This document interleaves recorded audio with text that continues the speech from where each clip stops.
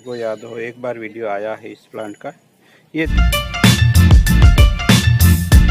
दीवार से मैंने लगाया था और ये पूरा रूट स्टॉक है। तो रूट स्टॉक से भी हम बना सकते हैं। इमरजेंसी में हार्वेस्टिंग करना पड़ा था, ऑफ सीजन था, बारिश भी हो रही थी। तो बारिश के पानी से अगर बचाएंगे तो ही आपका प्लांट सक्सेस जाएगा। मैंने इस तरह से पार्सल करके लगा दिया था।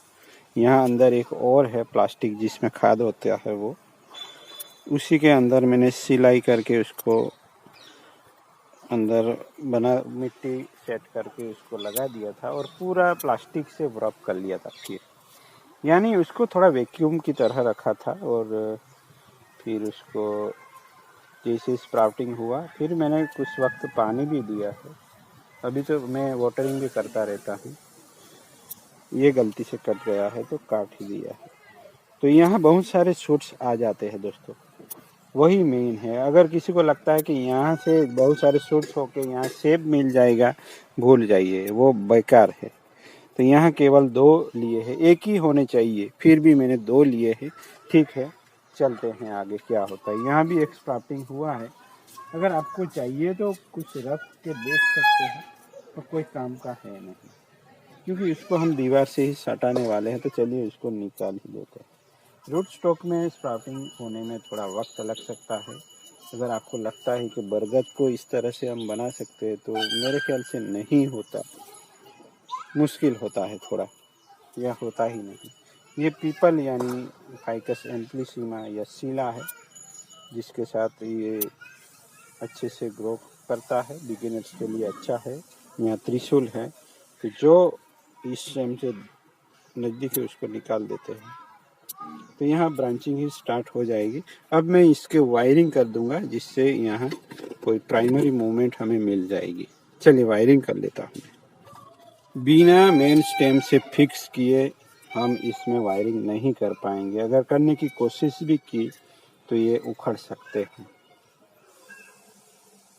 कुछ भी करना होगा, ओवरलैप भी भले ही हो जाए, इतना तो ध्यान में रखना ही है।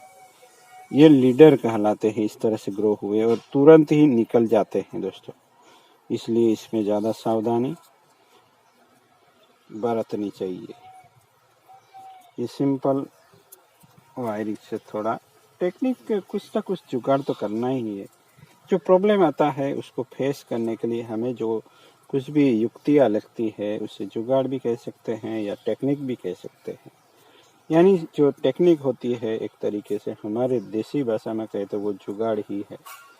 स्पेसिफिक जो टेक्निक वर्षों के एक्सपीरियंस के बाद जो एक्सपीरियंस पर्सन है यानी मास्टर है, वो लोग कुछ बुक्स में लिख के देते हैं, वो हमारे लिए टेक्निक होती है। यानी उन लोगों ने जो जुगाड़ के सीखा है, टाइम लगाया है, वो हमें ना लगे इतना टाइम, इसलिए वो सब बुक्स वगैरह बनाते हैं और हम वहाँ से सीधा ज्ञान लेके आगे बढ़ सकते हैं। चलिए, यहाँ ये बहुत ही कच्ची ब्रांच है दोस्तों। तो मेरा वायरिंग टेक्निक देखिए, यहाँ पहले से ही घुमा रहा हूँ, टाइट वायरिंग भी नहीं हो रहा। अगर वायरिंग की थियोरी पढ़ के आपने टाइट वायरिंग करने की कोशिश की तो आप डैमेज कर लेंगे। ये बहुत ही न्यू ब्रांच है, तो ये सब एक्सपीरियंस से ही आएगा दोस्तों। वर्क कीजिए, वर्क करने के साथ ही आपको एक्सपीरियंस मिलेगा। गलतियाँ होती है या आप सही टेक्निक का इस्तेमाल कर रहे हैं, वो सब आपको पता चलता रहेगा। तो ये दीवार के साथ जाने वाले, यानी इसको हमें इस तरह के आगे की ओर ही ले जाना है। तो यहाँ एक ब्रांच है, तो ब्रांच आते ही टर्न लेता हूँ मैं, देखिए यहाँ। तो इसका भी ध्यान रखना है, जहाँ ब्रांच आई वहाँ से टर्न लिया, सिंपल है। कुछ ब्रांचें निकालनी भी पड़ सकती है, इतना ज़रूरी नहीं है कि नज़दीक ब्रांचों को भी हम कुछ ध्यान दे पाए। तो इस तरीके से सिंपल हमने मूवमेंट ली है। ये मूवमेंट बाद में नहीं मिल सकती थी, क्योंकि वो थोड़ी मोटी ब्रांच हो जाती और मूवमेंट लेने में वो ब्रेक भी हो सकती है। अभी ये कच्ची है, दोस्तों कच्ची में ही हम इस तरह, सॉरी दोस्तों फोकस नहीं कर पाया हूँ मैं। तो इस तरह की ब्रांच हमें अपवर्ड दिशा में ही लेनी है, यानी दीवार के साथ।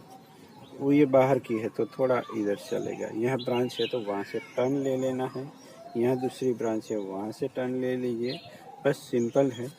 यहाँ इंटरनोड है, ब्रांचें नहीं है तो इंटरनोड को ध्यान में रखें, नज़दीकी ब्रांच तो रहने ही नहीं देनी है।